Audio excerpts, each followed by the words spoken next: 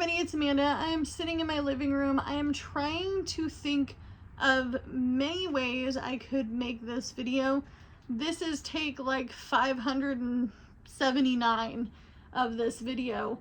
However, I know I need to get it out because people are curious. They're gonna want to know what's going on.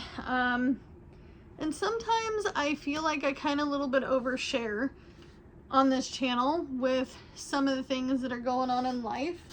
I have been trying to sit down and properly do a budget, but as you can see, it's not really going well. I have my monthly budget, but I'm working on my weekly budget of what I actually need to survive and really make it through. And not only that, but go over the last 30 days of bank statements like I usually do to make my budget. Where to begin? Am I going to quit gig working because of my Jeep? Am I gonna get my Jeep fixed? What's wrong with the Jeep, and what is exactly gonna happen from here? I have the last of the money from my car accident. This is all I have left from the 2020 Kia Sportage. It is $460 that I was going to use on bills, but unfortunately, it has to go to the Jeep repair. This is not enough to pay for the Jeep repair. If you do not know, I recently bought a Jeep Liberty and I got a Chevy Impala. The Impala is actually Jordan's car. It is actually a really good running car. I don't know where people got like some weird misconception that it was just a piece of junk. Honestly, it runs pretty smooth and it has its quirks because it's an older car, but it's actually a pretty good vehicle. The Jeep is actually not much different than my Kia. However, it's old. Both these cars are old. That's life. And I really am grateful to not have a car loan right now. I could not imagine having a car loan and trying to come up with money to fix it, because I have had a few coworkers, including a boss, that has a car payment. And honestly, they can't even drive the car because it's sitting in the driveway. It's not drivable. It's got to be fixed, but they can't pay the payment and fix it at the same time. The one thing I've learned about used cars is from here forward, I get them cheap so that way I can fix them. I can afford to fix it if it's cheap enough. I know that sounds really crappy, but I could buy a $4,000 car and it really wouldn't matter. It wouldn't matter because it could break down tomorrow. It could break down a week from now. I could buy an $8,000 used car, have 100,000 miles on it or less, and then something could happen to it. This is not going to be enough, but I'm thankful to have the money I do have because now I know how much I need to go get my Jeep fixed. The guy said that he would have the part within the next probably, I don't know, 2 to 3 days. We are continuing to gig work in Jordan's car. The Jeep definitely is one of my favorite cars. I have never really had any sort of major problems with Jeeps. I've had tons of major problems with Hyundais. What's another one? What was my worst car I ever bought? I think it's a tie. It's a tie between a Dodge Stratus. I had a 2008 Dodge Stratus that I got from a crappy, everybody knows it's crappy, but I didn't at the time. Somebody should have told me, somebody I knew should have told me, hey, that dealership is crap and they sell crap. But I bought a brand new to me car from them with cash when I got a tax return when I was like 26, so 10 years ago, pretty much 10 years ago. And the car had a problem with its timing chain and belt. So it all broke at the same time, broke all the seals in this Dodge Stratus, and it was going to cost me $3,000 to get it fixed. It sat in my apartment parking lot for, I kid you not, you guys, almost a whole year. I finally got the money to fix it, and it had gotten towed.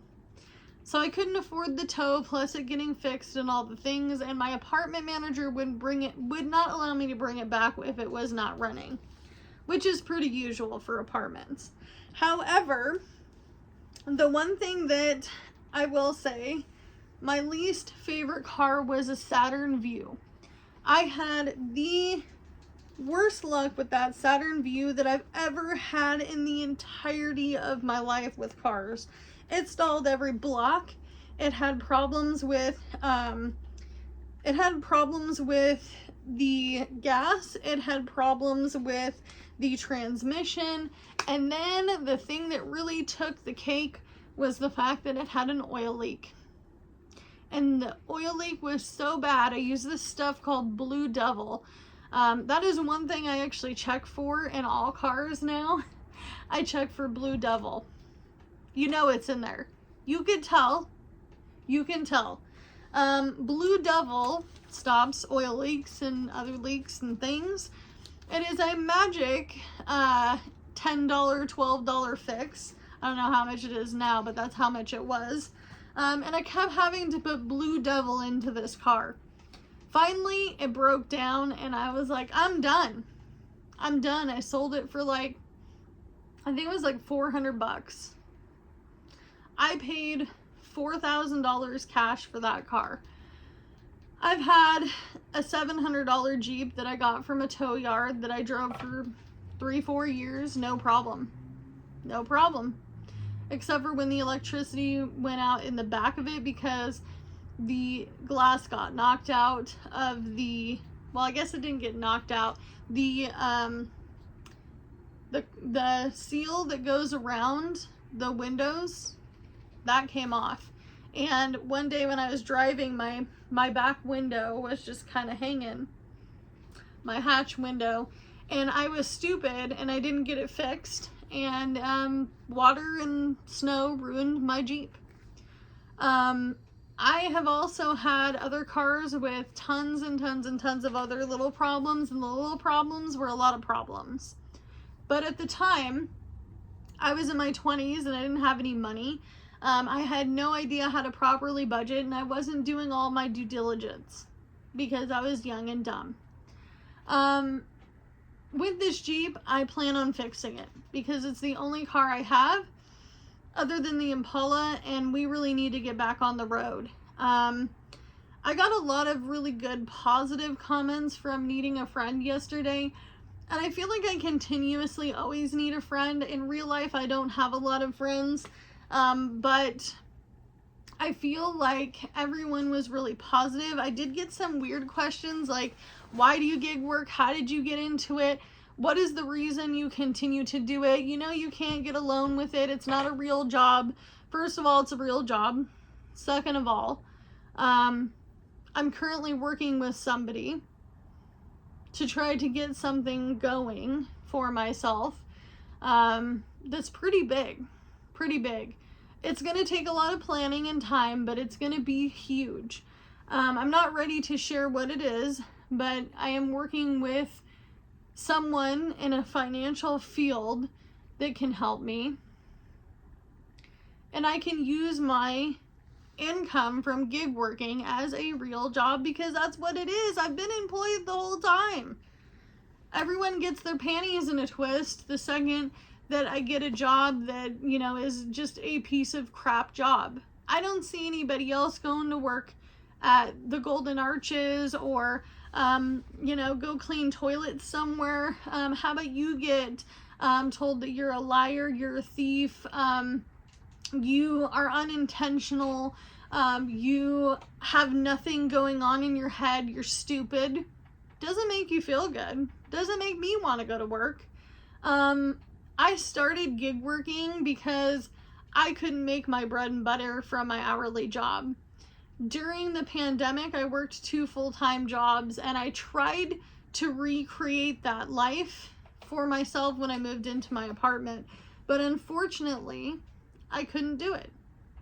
I couldn't recreate what I had done before because I had a house to take care of, meaning that I had to go home to somewhere. I had to clean that house. I had to pay the bills at that house. I didn't just have my car payment, insurance, food, and a phone to pay for.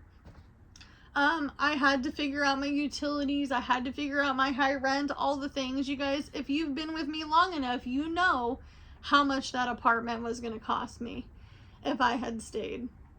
An extra 9.9% every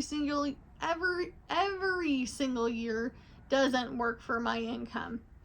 Adding more to my bills every single month does not work for my income. So I really truthfully started gig working because I have an autistic son, and my autistic son needed me. He needed me. He needed somebody to go pick him up at school if he needed to, if he was having a bad day and flipping out. He needed somebody to be there on his half days. He needed somebody a little bit more often because we were going through tons and tons of trials and tribulations with his health care, his mental health care, all the things. And I could not work a regular hourly job doing what I was doing to try to be a proper mom to a child with special needs and to actually fulfill my duty as a person who lives in an apartment with bills and has a car payment, all the things. I couldn't slap it together and make it work. It wasn't gonna work. So gig working became an outlet for me. I'll never forget when I first got on to DoorDash. I had just really started slowing down on Instacart. The pandemic was over. I wasn't making the money I was making before, and I was making more money than I ever had during that pandemic, ever. Between hourly jobs and working Instacart, I was making some buco bucks, honey. Like I was doing this. Woo! Feels good to have a few $100. I was able to accomplish all the things that I was needing to do, but I was back at an hourly job.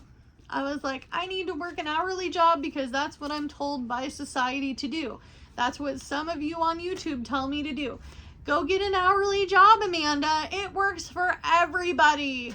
Everybody does it. And I'm sorry that your job sucks. Mine does too, and I hate it, and that's why I'm a jerk to everybody. So when I got a call from my dad saying, hey, I'm doing DoorDash. You should do DoorDash, Amanda. Like, you would love to do DoorDash.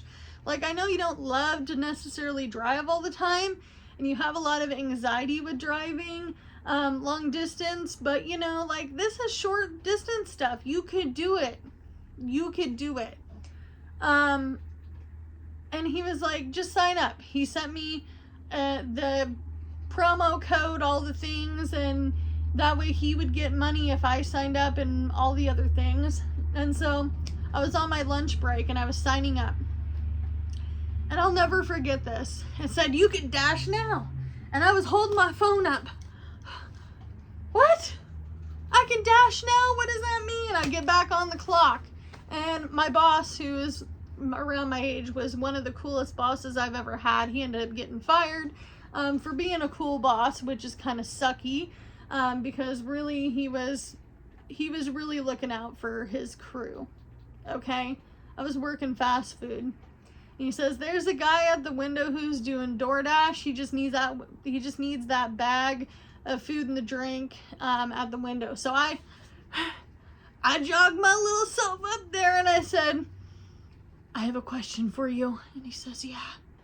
And I get halfway out the window because I don't want anybody to hear me or see me. So like half my little 4'8", 4'9" body is flung out the window, and he says to me, what are you showing me? I said, does this mean I could do DoorDash? And he says, yes, it means you can go dash right now if you wanted to. And he just smiled at me, and I said, do you make good money? And he's like, yes, I do. Yes, I do. And so, already doing Instacart, I decided to call my husband, who was my boyfriend at the time. We had really just started dating, living together, all the things. And I said, dude, I want to do DoorDash tonight. And he was like, okay, no problem. So we get on DoorDash. I have the night of my life. I'm like, woo, this is great. I work a couple more months at my job, and I realize after working a few weekends, like, what in the ever living bleep are you doing at this job, girl? Like, you're missing out on all the money. You're not doing this anymore. You're crying in the bathroom in the morning time, trying to get ready for work, and you're not making enough to pay for the apartment. And, you know, you and your husband, then boyfriend, just started living together, and everything's getting really hard. And honestly, I took a leap of faith. And because of that leap of faith, I've been able to do so many different things that I hope to inspire other people to do. I'm not saying to go quit your day job, honey. I'm not telling you that. Don't do it. Don't do it for YouTube. Don't do it for DoorDash. Don't do it for Uber. Don't do it for Lyft. Do not stop your regular income to go do TikTok. It's dumb. Don't be doing that. Because this is like this now. YouTube, DoorDash, Uber, Lyft, all the things. But I'm willing to do this for peace. I need peace in my life. I have a lot of things going on with me that I don't even tell you about. I don't tell you about the PTSD that I have. I don't tell you about all the homeless things that I went through. I'm not going to share that with everybody. However, I do work a regular job. This is a hourly, I may not make an hourly wage, but every hour on the hour I have to be out. I have to be working. I have to work 8 to 12 hours a day, sometimes longer, to make a living. So I'm out there working just as much as you are, if not more. I work 7 days a week. You work 5. You probably get paid a better wage than I do. Your wage probably matches where you live a little bit better than mine. Maybe not. Maybe not with this. Maybe not with inflation and everything right now. But at one point, I've heard a lot of people say, hey man, I was doing really good once in my life. I have never been able to say that working half the jobs I've worked. So this is a regular hourly job. Yes, I can't go get a car loan. They're not going to give a car loan to somebody who's a risk on the road. No. They don't give people a car loan when you're in your car working 8 to 12 hours a day. You are a risk to the lender. They won't do it. However, there's other things that I can do with my income. It's a 1099. It's no different than anybody else who is self-employed. I get so much shit from people on the internet telling me that this is not a job. Well, then why do I pay taxes? Why is this financial person that I'm working with trying to help me boost my life? How am I going to get a better life if I can't use my income to get there? So for anybody who doesn't think that it's an actual job, I pay taxes, I show my income. How do you think I got into this manufactured home park? How do you actually think I got approved for the park? I want to know, because I had to show 3 months of income, which actually I showed them 2 years of self-employment income. And I had to come up with the money to buy this house. It didn't come from my hourly job. It did not come from my hourly job. Not once. Nope. Not a single dollar of this came from my hourly job. It came all from gig working. Am I saying to go sign up for DoorDash? No. No, I'm not saying that you should sign up for DoorDash. It's not for everybody. I've had a few people, since I have been on YouTube, try these things and realize, holy crap, it's actually really hard. It's harder than you thought, right? If you do any sort of gig work, it's harder than you thought. What is wrong with my Jeep? So my fuel pump for my Jeep is out, and it's going to cost me $710 to fix it. I have some of it right here, and some of it's going to be me driving with my husband in the Impala doing some DoorDash or Uber Eats.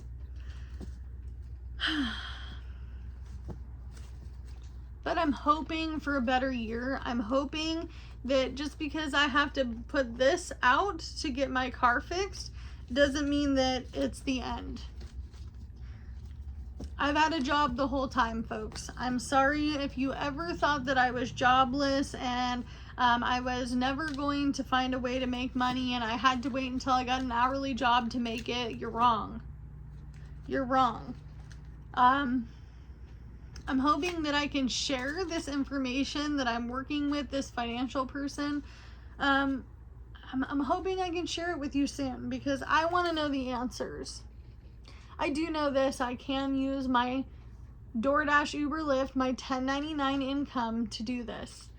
I do pay taxes. I do keep every receipt for write-offs. Write off your fuel, write off your mileage. Mileage over fuel. Don't be saving all your gas receipts. It's not worth it. You're gonna get more for your buck with your miles that you drive. I drive a lot of miles. I'm also looking into possibly working with a company who may or may not do something similar to Uber and Lyft, that may also allow you to do Uber and Lyft with a car that you use for their company.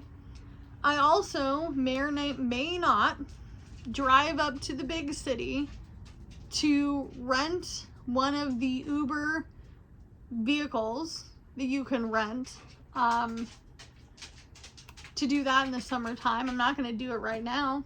Right now is the slow season.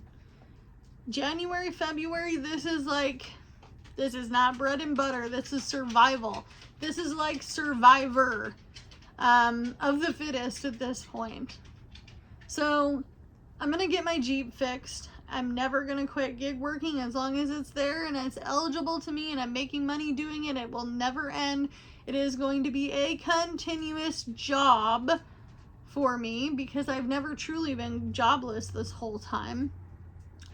However, I'm going to do the best I can with what I've got because it's all I have to work with. I appreciate yet again anybody who commented wonderful, nice comments on my previous video. If you haven't subscribed to my channel, I'm trying to get to 10K subscribers by the end of 2025. We made it to 5, which was my goal for 2024. But I think we can double it. Can we get to 10? Let's see how many subscribers we get with this video. But as always, you can only do what you can with what you got because it's all you have to work with. I'm going to go make dinner and I'll see you in the next one. Bye, guys.